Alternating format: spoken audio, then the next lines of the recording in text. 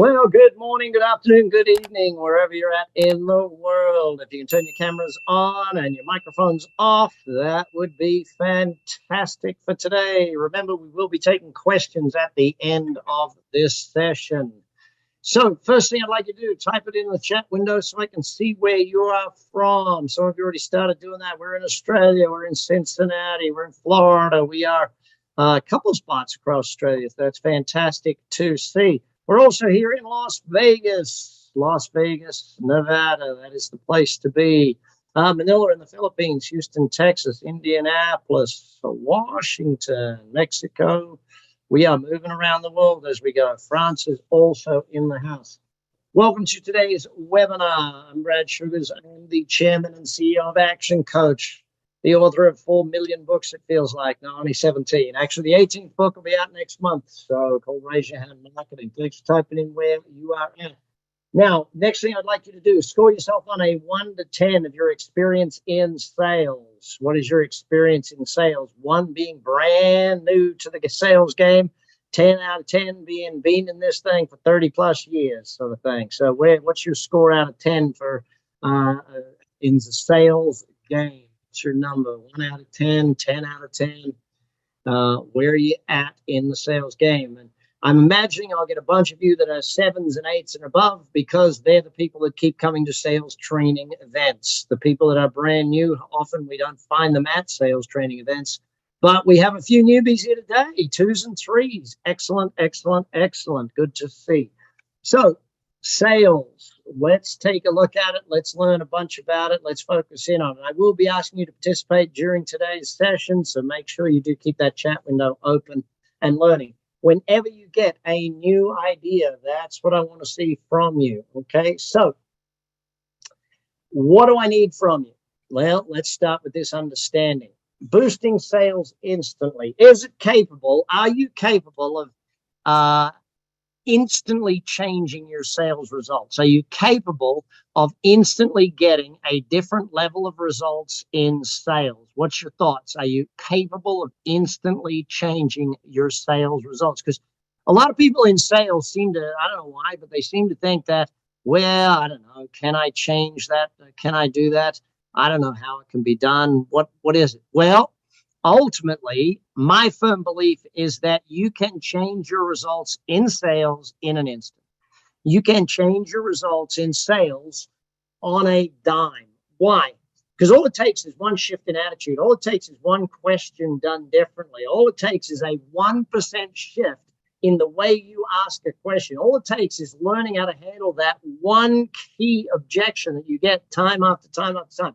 All it takes is building a sales structure that means you don't get that objection anymore.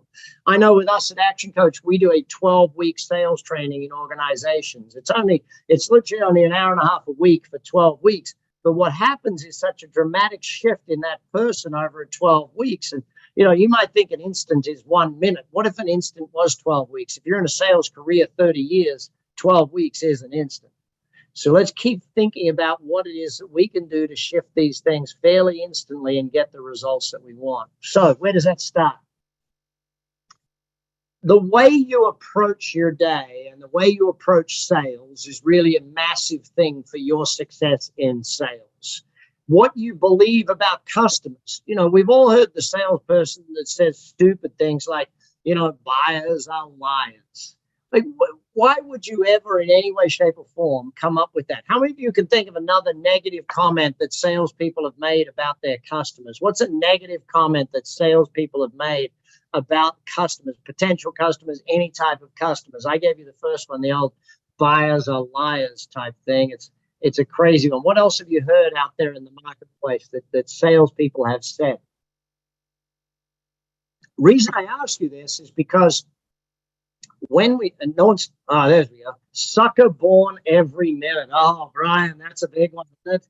Yeah, there's always one. I like to think of it slightly the other way around. The customer of the year shows up every week. Customer of the year shows up every week type thing. You know, my new best customer is going to show up today. My new biggest customer is going to show up this week. All of those sorts of positive beliefs that you can have and you can reinforce to yourself. Let me just throw the screen up here. I want to see as many of you as I can. Raise your hand either virtually in the chat thing or physically by actually raising your hand. There's a bunch of you without your cameras on. Turn your cameras on, gang. I can see you right here. Put your cameras on. And some of you have entered under Gona's name. So change your name in the thing. That's what you got to do. So that was the link. All right. I want to see a show of hands about this simple question. How many of you have a set of positive beliefs that you repeat about your customers on a daily or weekly basis? Who has a set of beliefs, written, documented things that you say to yourself that are positive about customers on a daily or weekly basis? Wave your hand at me. Who has that? Okay, so as you can all see by looking at the screen, how many hands just went up? None. You know, that's awful. Okay, so then let's flip that to the next one. If you look at your products and services, products or services, how many of you have a written, documented set of beliefs around the positives of your product or service? Who has that you say to yourself on a regular, daily, or weekly basis? Who has that? Wave your hand or raise it on the screen thing. Hit the button. Excellent, Scott. Thank you, Mark. Scott, Mark, you're Goner on my system, but I know it's you, Mark. I can tell by the face that you're not Goner. All right. So then third one, how many of you have a set of positive beliefs about your performance, about money, around the things that you know around money, that you say, okay, money is good. I make plenty of money doing sales commissions. I earn my commissions. My commissions are valuable. I love getting my commissions because they show that I'm doing such a phenomenal job. Who has beliefs like that one written down? Two people. Excellent. Thank you, George. Thank you, Mark. Oh, sorry, Brian. Thank you, Mark. If you do not have these things, is that something you need to create in the next 24 hours? Yes or no? Hello, yes or no, gang?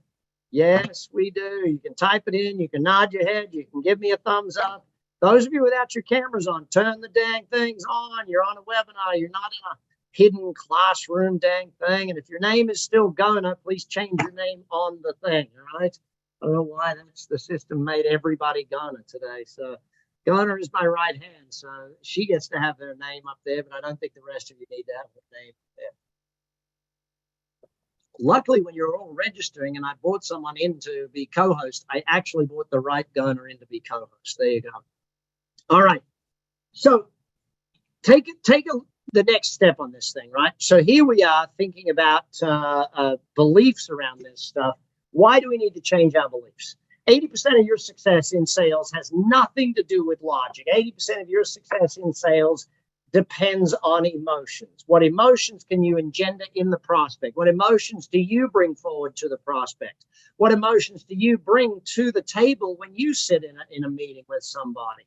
If your emotional control is low, then your success in sales is low. If you do not bring the person to an emotive decision, then you're not going to get sales.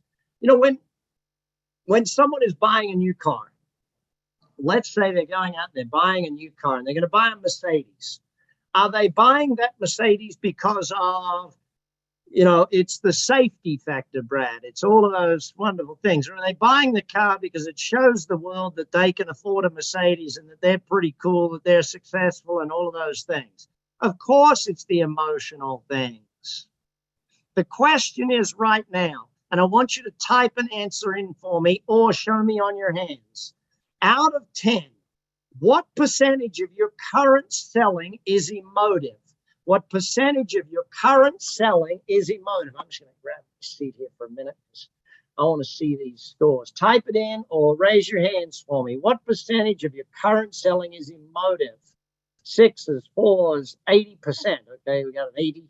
10, I got some 7s, some hands raised. 3, 30%, 60%. All the Gonas giving me different answers. Excellent, excellent, excellent. So what does that tell you based on your current answer? Brian, come off mute for me, Brian. You gave yourself a 10. Was that a 10% or a 10 out of 10, Brian?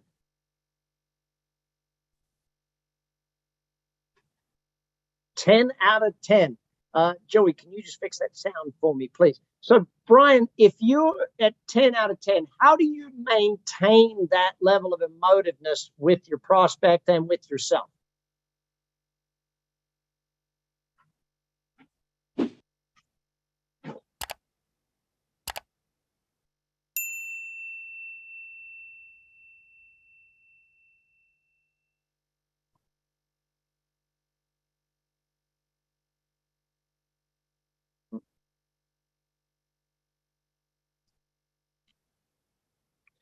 You know, team, when we start to think about emotive selling and being in that emotive state, let me just go back on the screen here. Where did I click that button? Go back to the emotion. There.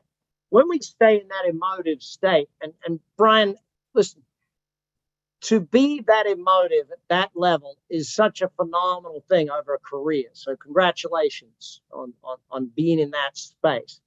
For all of us, what we've got to do is remind ourselves that we need to get to an emotional decision. So here's the question for you. You want immediate change in results? What are the top 5 emotions that you want your prospect to be feeling when you are dealing with it? What are the top 5 emotions that you want? Now, you don't just want all positive. You want 1 or 2 negatives.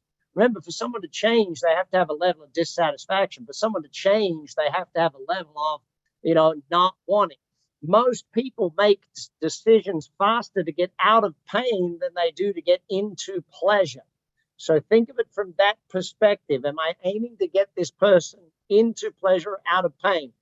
Someone will go to the doctor when they're feeling absolute pain, but if they're just like, I'm just feeling a little bit ill, they're not going to the doctor type thing. If you talk about the difference between someone investing money who's in, I got cancer, will I go and spend money with a doctor? 100%. I'll spend every dollar I got to survive that thing. But we talk about them having a positive life there and being super fit and super healthy. They're not. So you know the balancing act between it. What are the negatives and what are the positives that you need to have out there and make sure that you're actually getting that result? So that then brings me to the next slide. Let me go through. Communication. If you want to be a great salesperson, you need to be a great communicator. Now, communication is not the gift of the gab, as some of us have been told over the years. That stupid idea that if you're good at talking, you're good at sales. That may have worked back in the Mad Men days, that may have worked back in the 50s and 60s. It may have worked when all you needed to do to sell something was run a TV ad because no one was on TV and you were the only people there type thing. In this day and age, the gift of the gab is not what communication is. So true communication is defined by the response you get. So let's be blunt about sales. When you go into a sales scenario, does someone always make a sale? Yes, there is a sale made 100% of the time when you go into a sales scenario. Sometimes you sell them that you can help. Sometimes they sell you that you can't help. How many of you know that in the last 7 days, you got sold by a prospect that you can't help?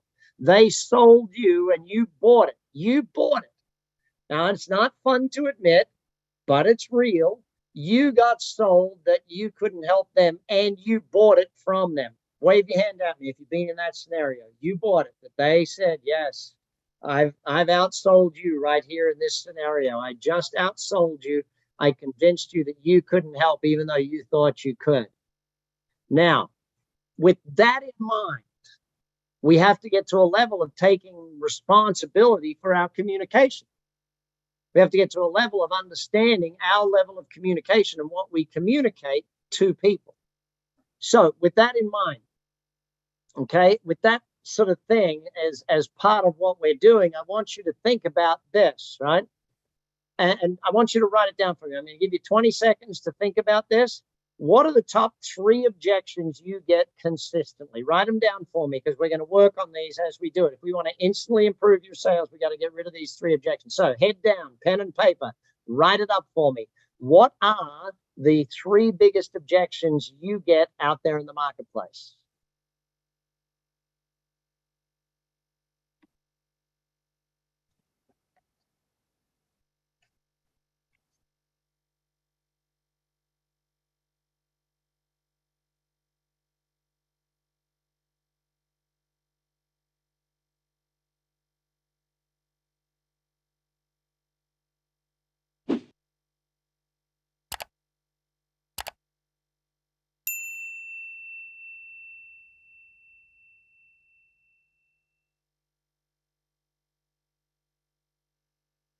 All right, there's your 20 seconds. Start typing them in for me. Start typing them in. I don't understand. It's too expensive. It's too complicated. Thank you, George. What else do we got? Can't afford it. Don't have the time, money, timing. I don't have the time. Budget. More expensive than a competitor. It's not for me. I already have that. I need to think about it. Dang, there's so many of these that I love. Look at all of these ones. These are some of the best. Okay, let's deal with price. I think I've got time and price. Those are the two biggest ones. Who wrote down price for me and wants to come off mute for me? Don? You wrote down dollars, so come off mute for me there, Don. Yeah. So, Don, what is it you sell? We're a digital marketing agency, websites, SEO, pay-per-click. Excellent. So you're getting dollars as the thing. Can you tell me the words they use to tell you it's money? Do they say it's too expensive? Do they say I don't know the budget? What are the actual words you get most often? I was just on the phone before we jumped on here, and it's a small business, and he says, I just don't have the budget, not sure that I can swing it. And that's almost like a quote. Okay. What was the price point you had him at? 10 to 12,000 for a small website. Okay. So let's go backwards a step. All right. How often do you get the I can't afford it thing? Out of everyone that says no, what percentage of them are saying no from a money perspective?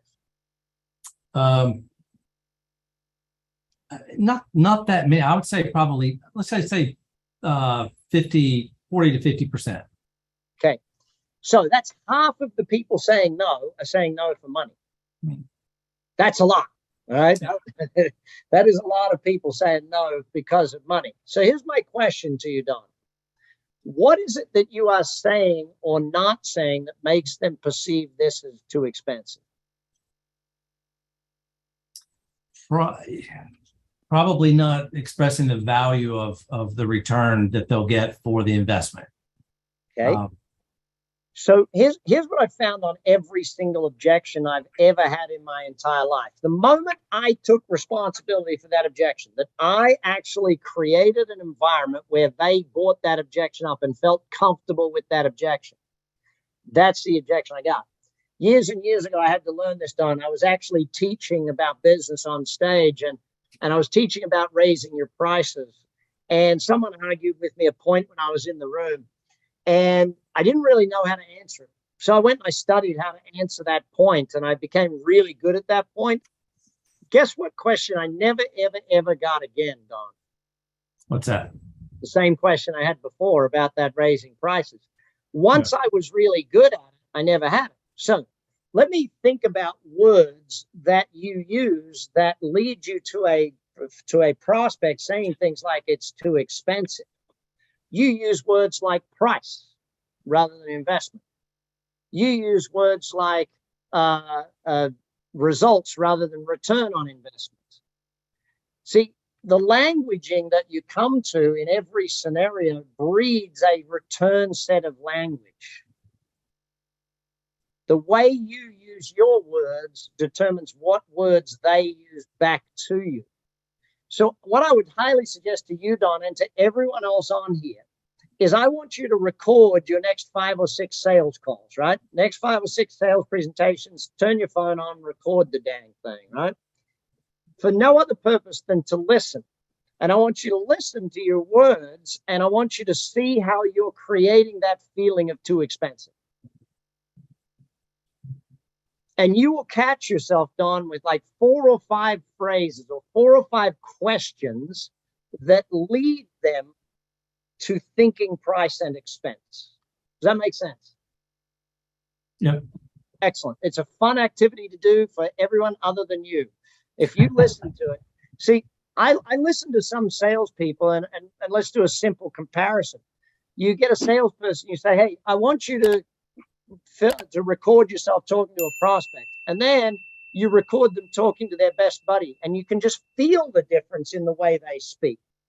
You know, if we look at like my next point on communication on here, is that, there's 38% is through voice. Now, with body language and voice being far more online today, more on telephone, more on Zoom, do you think the way you word it, the way the words you use, the voice modulation, the pitch, the speed, all of that stuff, is that more important today than ever? Yes, it most definitely is. Now, who said timing? Thank you, Don, for being a guinea pig. Who said timing? Jim. Where's Jim? Jim, come off mute. You said time was one that you're getting. Tell me, Jim, what is it you sell, and what's the way they word that excuse or the way they word that objection? Well, I sell franchises. I sell tutor doctor franchises. So we're an education franchise, home-based. So one of the big ones now with timing, they put it in with recession, right? That's one that I don't have a problem with the objection there, because I bought a franchise 15 years ago, a tutor doctor, during a recession, 2008. So that's an easy one for me. But it's they want to leave corporate America. That's most of the reasons why they're looking into a franchise. But for some reason, it's timing. They'll blend that in with income. And that's. So let's go back in your sales presentation. If I was to look at your sales presentation, where does the word timing pop up in your sales presentation, and where do you teach them why now is the perfect time to start this franchise? Well, it usually comes up in the intro. I try to get it in the introduction when I'm learning about them. Okay, let me rephrase that. Where is the document that says 7 reasons why now is the perfect time to get started?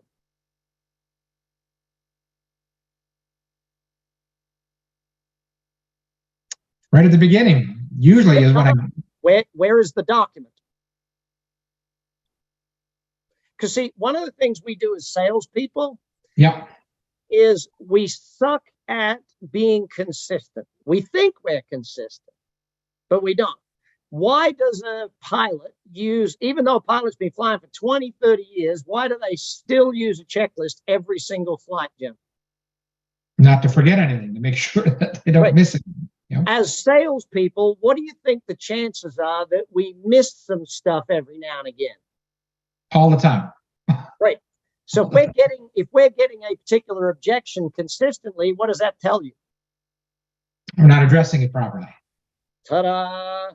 So what do you got to do to make sure that that objection is addressed every single time from now on, so that you don't ever get that objection again? It's one of those things. Remove the excuses, remove the objections by doing it that way. Excellent. Thank you, buddy. Thanks for being my guinea pig.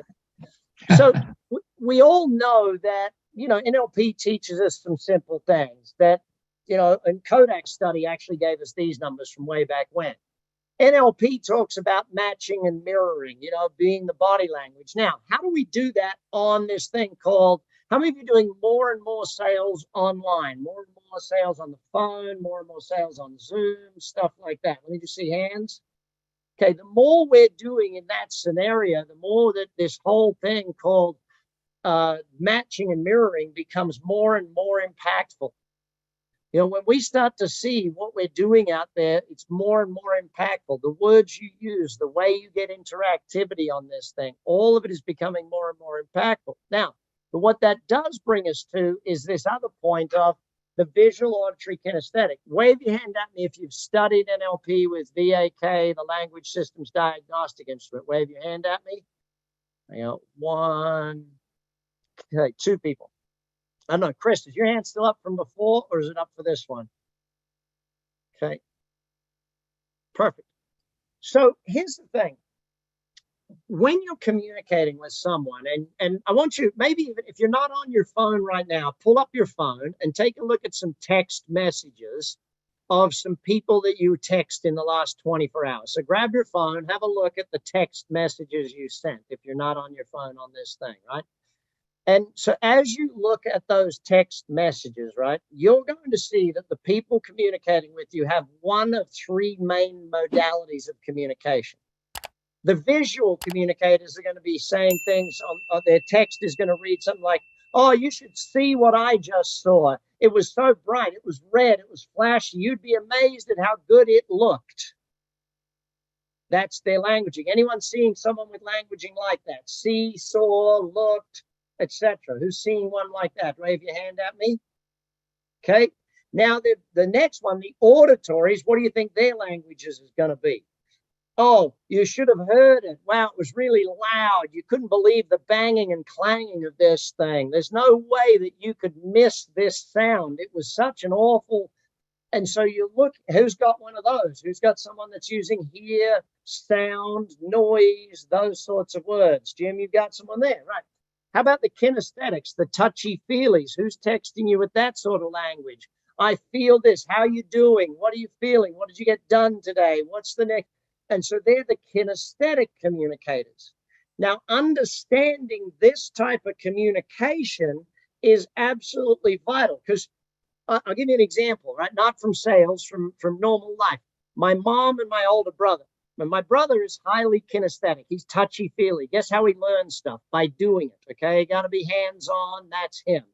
My mom, highly visual. Got to see everything, all that. Like, it's a visual way of the world. My mom is with my older brother trying to get him to do homework. And here's what it looks like. It looks like this. I want you to look at this page. You're not looking at the page.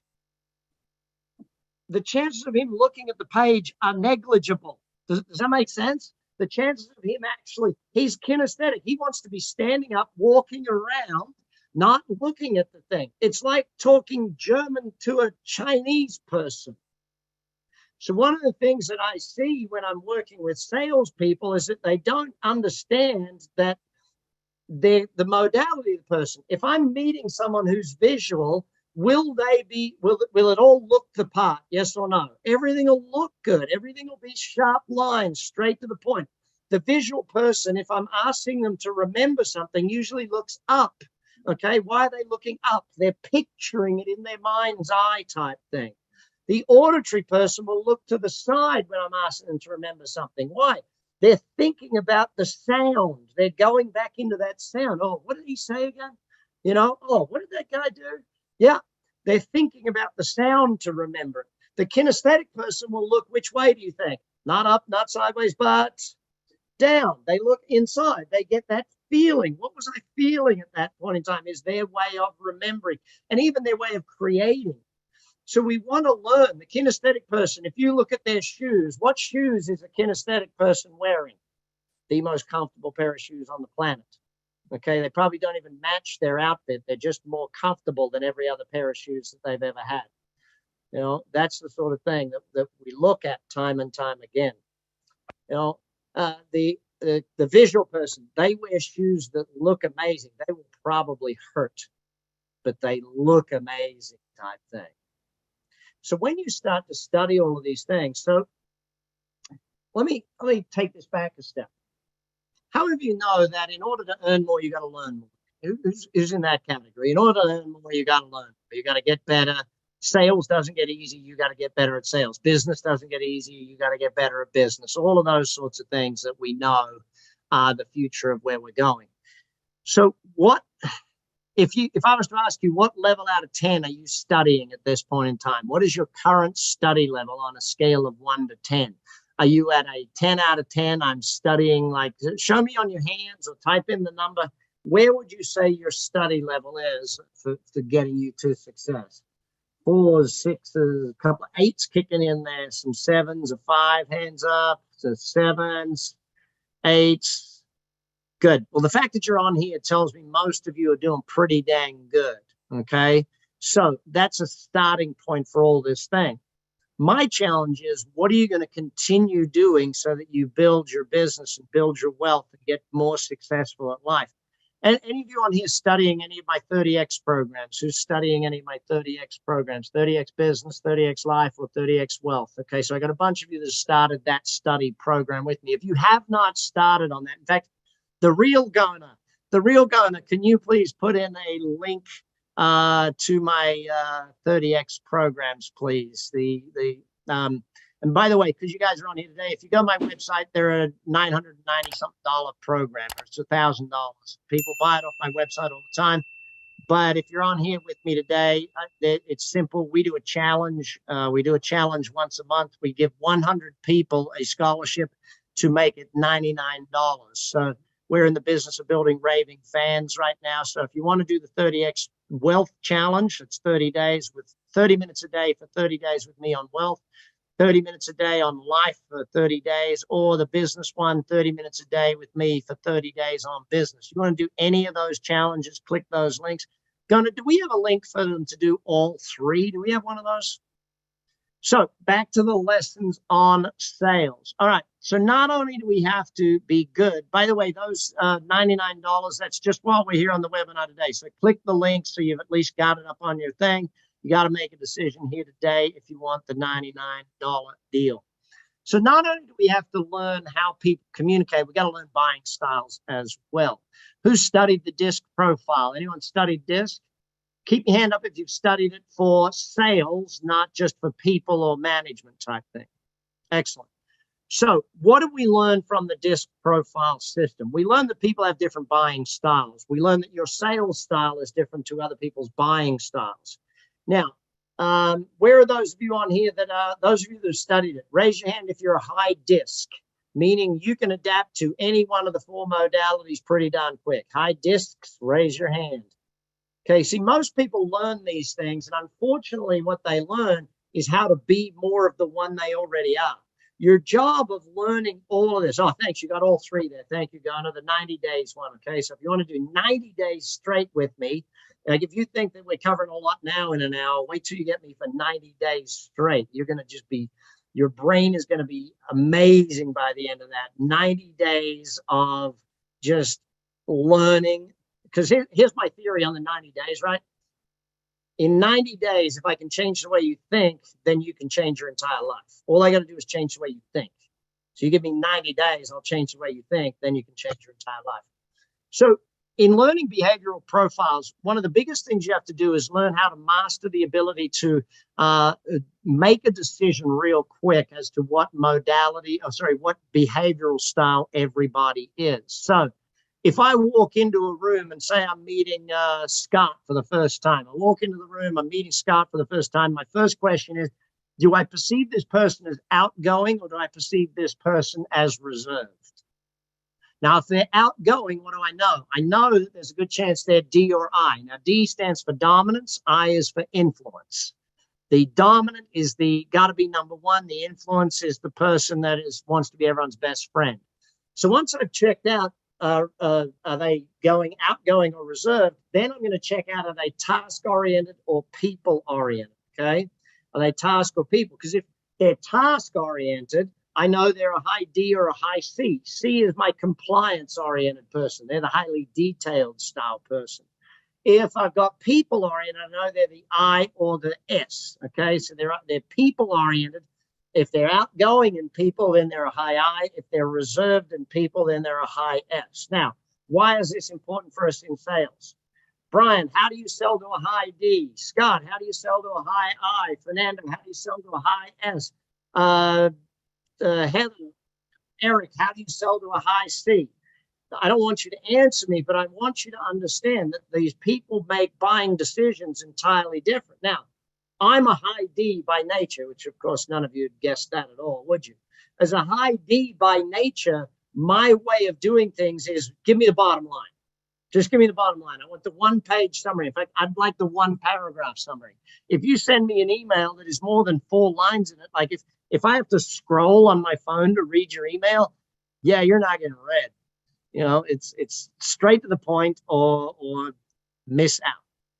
I like the newest. I like the latest. I like the greatest. How many of you sell to a lot of people? How many is this your target audience, that style of person? Okay, so you got to study that style of person and get good at selling to them.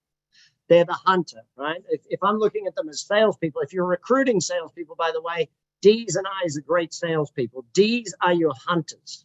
They're the hunters. If you want someone that's just doing a bulk load of numbers, hire the D's. You want someone who's a relationship builder, a farmer, hire the high I's. If you've never done this process, please get with your action coach or reach out to Gunnar and we'll send you the link so you can do these tests. I forget how much they charge for them, but whatever it is, that's what you'll pay.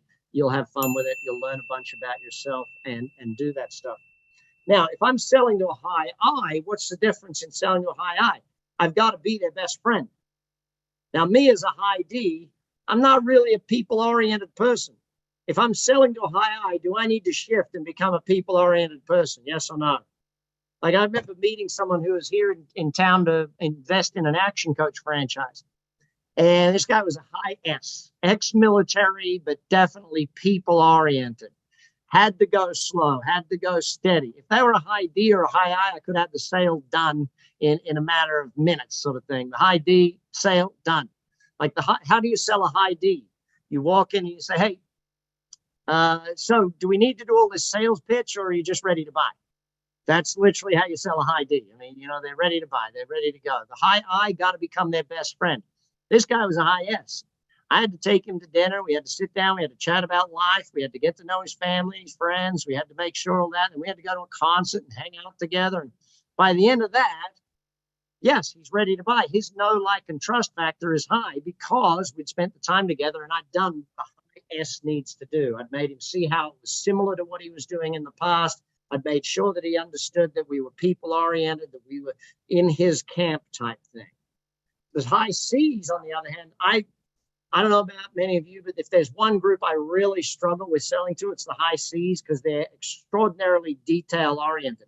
If there's 100 questions you can ask about something, how many will a high C ask? 101. They will not just ask 100. They will ask all 101 questions. They'll make up a question about something that didn't even exist before. They want not just, if you send them a summary document, they'll ask, where's the rest? That's the chapter headings, right? You know, they want every single minute detail. Anyone got a lot of these you sell to, like engineers and that sort of thing? Oh, yeah, you guys are the ones laughing right now because you go, you know, this is a lot of fun, you know? So, it's your sales process has to be set up for the target audience that you have. Remind yourself that you set your sales process for the target audience that you have. If you're selling to a lot of high Ds, now, here's an interesting thing. Changing the wording on your advertising can change the type of prospect that comes to you. That's a whole marketing segment, but we'll do that another day. But keep this stuff in mind. Again, if you want to learn that stuff in detail, make sure you do. All right, questions. Raise your hand if you have your questions that you ask prospects or that you ask potential customers actually written and documented. Who has them written and documented, the questions that you ask? Okay, how many of you are good at doing homework? You actually will study a prospect and get at least a dozen new questions written down that you haven't asked other prospects, but you're going to ask this person. Industry-specific stuff like that. Who's good at homework? Okay, one of the biggest challenges I find with a lot of salespeople is they're just not good enough at their homework, and so therefore they dive into it and they haven't done enough research. My biggest thing today is, how easy is researching a prospect today? Do they put their entire life out there? Their LinkedIn profile, you got to connect with a prospect before you go meet with them. If they're Facebook, you got to connect with as many prospects as you can before you go meet with them, learn their background, all that sort of thing. One of the simplest things we can do is be very strong at our homework about an industry, about a business, about a person. Knowing the details gets us to the win. All right. The question process. Let me just take you through my perception of the question process. Okay. I'm a big believer in it. I'm going to get to the positioning statement in just a moment. And the positioning statement is something that I think is going to revolutionize your sales. It'll revolutionize the way you sell. With the questioning process, one of the things that I find absolutely vitally important is that I'm listening for their first question back to me. I set it up that I'm going to ask them a lot of questions in any particular thing because I'm a solution-based selling person. I want to solve their problems, right?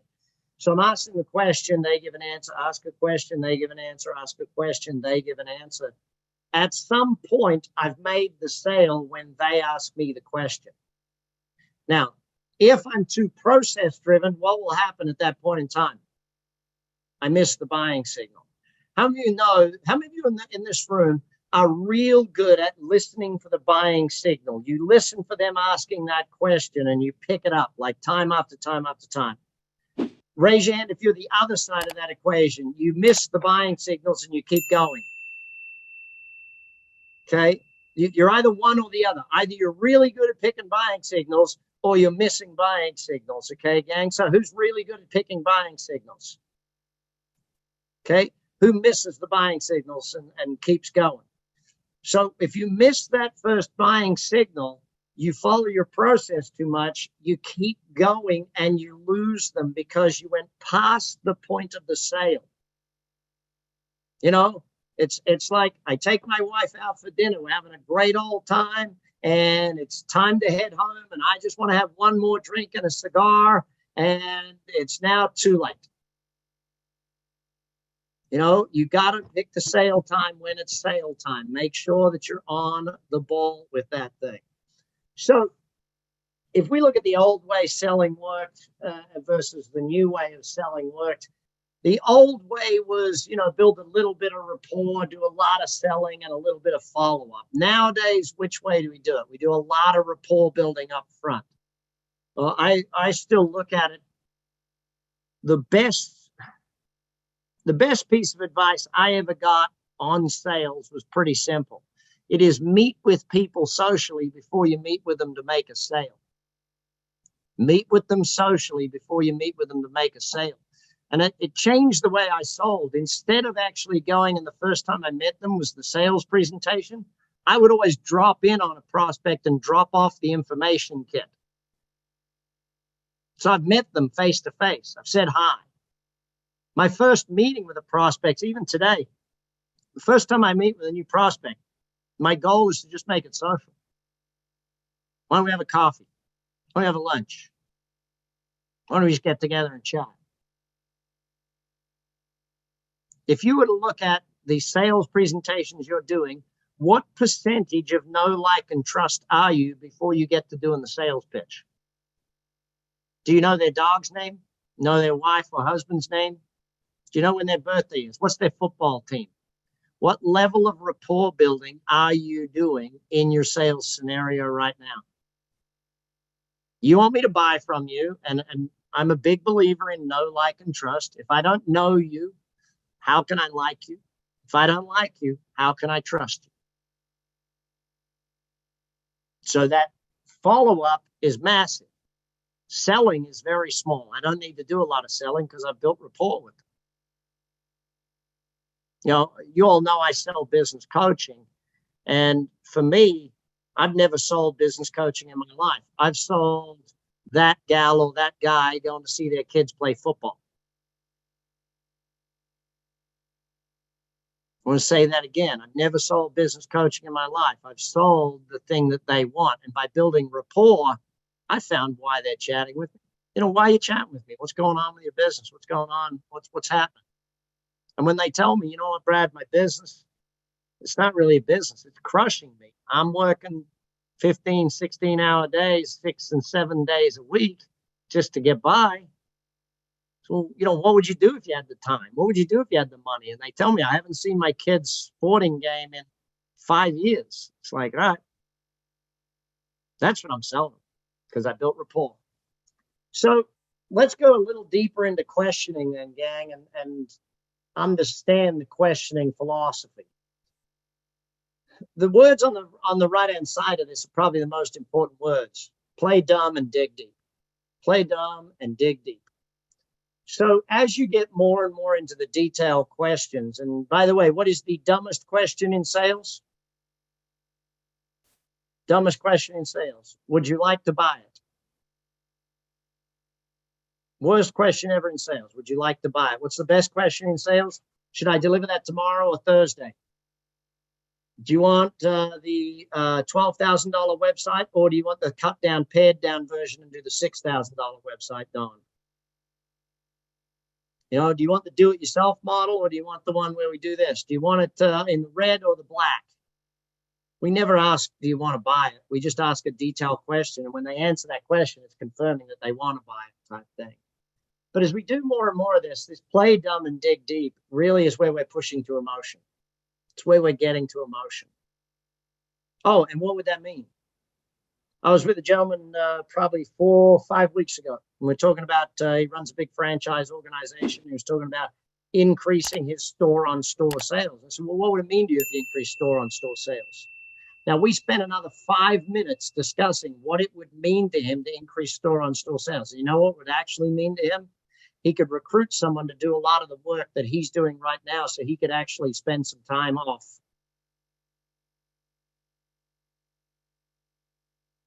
He could recruit someone and do that. So I wasn't selling him the fix to that. I was selling him the end result by playing dumb. What would that mean to you?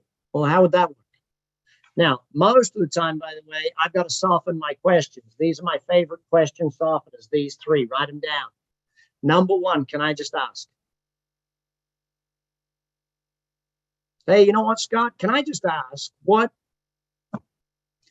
Well, Don, by the way, what is,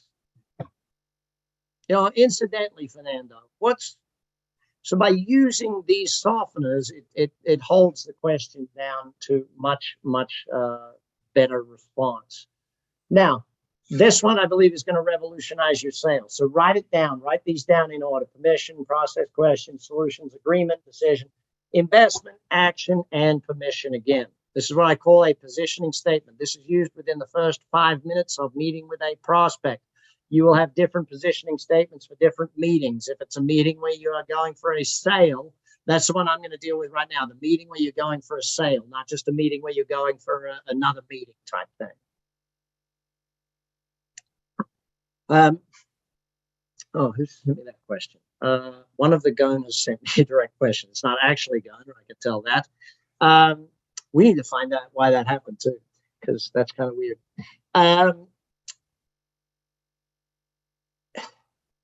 Can I answer the question? The question is about getting this at a high level of learning. I'll answer that question more towards the end. By the way, if you haven't clicked those links, make sure you go back and click those links, because the end of today, that $99 is done, right? So, purpose statement. Let's say I'm sitting down with a prospect. The first thing I do is I ask permission. Hey, Jim, is it okay if I outline how I'd like our meeting to run today? Now, by doing that, I'm giving them control of the meeting, but actually taking control of it myself, if that makes sense. Okay, they feel in control, but I'm getting control. So the first thing I'm going to do, Jim, and I'm just going to follow this process here, gang, what's outlined to you on the screen. First thing I'm going to do today is I'm going to ask you a whole bunch of questions, because I've got some information from you here, but I need to get a bit more information in order to be able to understand really what it is that's happening in your business and how things are moving for you. Then what I'm going to do is, based on those questions, I'm going to present you with a few different options, some solutions that might work for you. And if you and I agree, Jim, that one of those options is the right move for you, if you and I both agree on that, I'm going to ask you to make a decision today and make an investment today so we can get started on solving your problems. So is it okay, Jim, if we work together that way today? So what have I done? By positioning this up front, I've told them very clearly up front, this is what's happening. This is how we're going to do this thing. I mean, I give you permission. I ask you a bunch of questions. I'm going to present you with a solution. If we both are in agreement, boom, there we are. Gunnar, could you just put up the deal on the books, please? Can you put up the book link after the book? Thank you, thank you. So by doing it this way, how professional do I come across? By doing it this way, how open do I come across? How trustworthy do I come across? By being this clear and upfront. Now, when am I going to get an objection? If they're like, I don't want to buy today. Oh, look, my wife's not here. I can't buy today. Oh, look, my business partner does that. I need to speak with my partner about this. Then now I've got a chance to reschedule. Of course, I should have dealt with that earlier, but it gives me that chance to get the objections up front. I didn't want to make a decision here today. How many of you know when you meet with people and they've looked at each other and said, now, whatever we do, we're not making a decision today. You know, those sorts of things where you've got to actually get through that. So that's why that's important. Now, during the whole process, of course, you're going to be asking the questions. The way I ask the questions is I ask a question, I listen. They know I'm listening for two reasons. How do they know I'm listening? Number one, I'm doing what? I'm writing stuff down. What's the number two reason they know I'm listening? I'm giving feedback. I'm either nodding if we're face to face, or I'm saying, all right, yep, okay, oh, let me write that down. I'm giving them feedback that I am listening. I'm repeating back to them what they've said. I'm doing all of these things because I am working towards all of that, okay? So as a salesperson, how do we instantly change our numbers? First thing, let me just get a raise of hands on this one. This is my last teaching point before I go to all questions for today. Please raise your hand if you know your conversion rate at every step of your sales process, not just conversion from first meeting to actual sale, but from first meeting to second meeting to third meeting, or whatever it might be, okay, in your business. Please raise your hand if you're keeping that number clear. You know your conversion rate from meeting to meeting. Got one hand waving at me. Is that it? Just one? Okay. So you want immediate change in your sales results. What's the number one way to get an immediate change in your sales results? Start measuring every single step of the sales process. From step 1 to step 2, step 2 to step 3, step 3 to step 4. I know for us at Action Coach, we have a 13-step sales process. It's 13 steps and 7 touches. In that 13-step, 7-touch sales process, if I sit down with one of my salespeople or one of my coaches and I ask them to show me their numbers, I can see which step I need to fix. I don't need to fix their whole sales process. I don't need to train them in all of sales. What I need to do is fix step whatever. And if I know that I need to fix one step rather than the whole thing, very important. Very important. So, please start thinking about what it is you want to ask. Every person that asks a question will get a bonus. If you don't ask a question, you don't get a bonus. Let me just introduce you to those other programs, and I'm going to put it up here on the screen. So the 90 days is, again, 90 days you and me together talking about business and wealth and life. 30 days on each of those. Oh, my Entrepreneurs University. This one is, these are these 2 dates for this year. We finish out, then we'll get all the dates for next year coming through. So this is 7 days, 4 events with me. There's 2 days on scalability, scaling your business. 2 days on entrepreneurs, how to buy, build, and sell companies. 2 days on purpose, I mean living your life on purpose. Oh, Goni, you beat me to it. You got the link up in there. Excellent, thank you. And a day on landlord, how to invest in real estate. That's my Entrepreneur University. If you're interested in that, we are still doing the COVID virtual price of $8,000 for all 4 of them. It's normally 24 grand. When we do it live, which will be next year, it'll be 24 grand. If you sign up with it now, you can get the $8,000 virtual price point. Whether we do them virtually or live next year, you get to come either way. So make sure you click that link and know what that is if you want to come join us for all of those programs. And I think that's it till I get to questions. Oh, 30X Life Challenge. That's just if you want to do the 30-day life one. Okay, so going to put that email up before. The Wealth Challenge, again, 30 days with 30 minutes with me. Plus you meet with a coach who takes you through it every day. You go through with a group of people, what your learnings were, and all of that stuff. All right, let's stop this screen sharing thing. Okie doke. Questions. Now, actually, some of you sent in questions beforehand. Let me go to those first while you guys are typing in. Oh, what are the different skills a sales manager needs over a salesperson?